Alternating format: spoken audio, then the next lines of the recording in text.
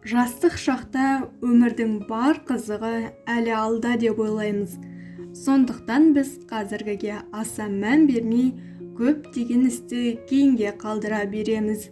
Бірақ қартайғанда өткен қателіктерді ойлап, өкінгенше өз өміріңізді қазірден бастап қолға алған дұрыс. Адамдар қартайған шақта не нәрсеге жиі өкінеді? Уақытты босқа өткізгені үшін өкінеді. Көптеген адамдар қартайған шақтарында уақытты бос жоғалтқандары үшін өкінеді.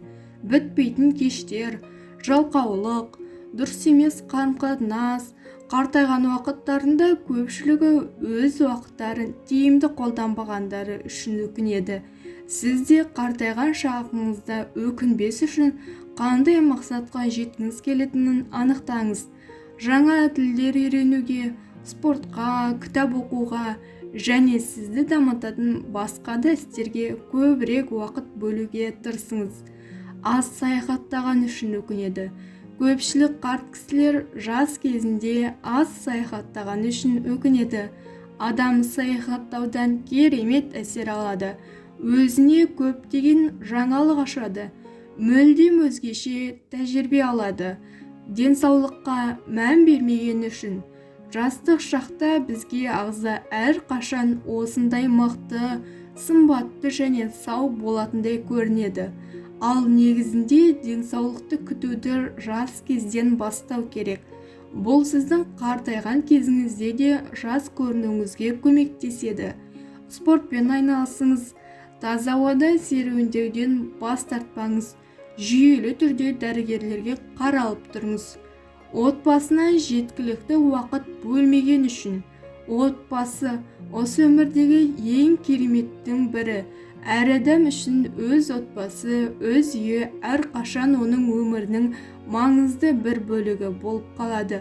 Бірақ кей адамдар отбасының қадірін кеш түсініп жатады.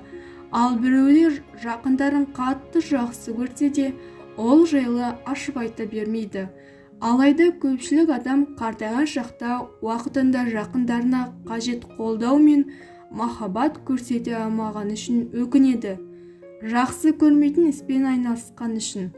Қартайған шақта көпшіліктің жанын жегіде жейтін нәрсе олардың өмір бойы ұнамайтын іспен айналысқаны.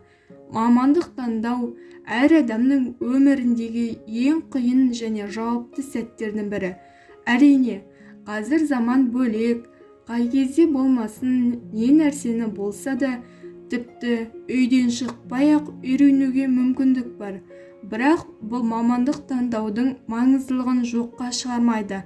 Адамдардың көбісі бір кездері өз армандарынан бас тартып, ата-анасының айтқанымен жүргендері үшін жиі өкінеді. Соның салдарынан өмір бойы өз жұмысын жақтырмай, кәсіби тұрғыда бір орында тұрып қалады. Мамандықты өзіңнің қалауыңа, біліміңе және дағдыларыңа қарай таңда.